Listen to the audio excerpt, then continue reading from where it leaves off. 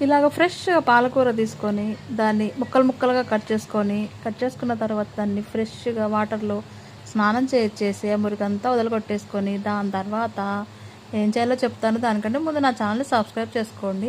కుక్కర్‌లో ఒక గ్లాస్ కందిపప్పు తీసుకొని, వాటర్ వేసుకొని బాగా కడుక్కున్న తర్వాత మళ్ళీ మంచినీళ్ళు వేసుకొని, కొంచెం సేపు నానిన తర్వాత దాంట్లో ఇందాక కట్ చేసుకున్న పాలకూర, బాగా బలిసిన టమాటా, బక్క చిక్కిపోయిన పచ్చిమిరపకాయలు, పుల్ల పుల్లగా ఉండే చింతపండు, కాసింత పసుపు, నూనె ఇవన్నీ వేసుకొని కుక్కర్ మీద మూత పెట్టేసుకొని ఒక 3 విజిల్స్ వచ్చేదాకా గ్యాస్ మీద పెట్టేసుకొని, దాని తర్వాత ఉడికిన తర్వాత మూత తీసేసిన తర్వాత ఆ విజిల్ అంతా పోయిన తర్వాత కొంచెం పసుపు, కారం, సాల్ట్ వేసుకొని పప్పు గుత్తితో అటు ఇటు తిప్పేసుకొని, అంతా బాగానే చెప్తున్నావు కానీ ఇంతకీ ఏంటో అసలు చెప్పట్లేదు అనుకున్నారు. ఇంకేం లేదండి, ఫ్రెష్‌గా పాలకూర దొరికింది అందుకనేసి పాలకూర పప్పు చేశాను. ఓసి నీ వయ్యారం తగిలయ్యా, పాలకూర పప్పుగా ఇంత బిల్డప్ ఇచ్చింది అనుకుంటారేమో. ఏదైనా కానీ కరెక్ట్గా చేస్తేనే కదండి టేస్ట్ అనేది. పప్పు అయినా సరే, చికెన్ అయినా సరే.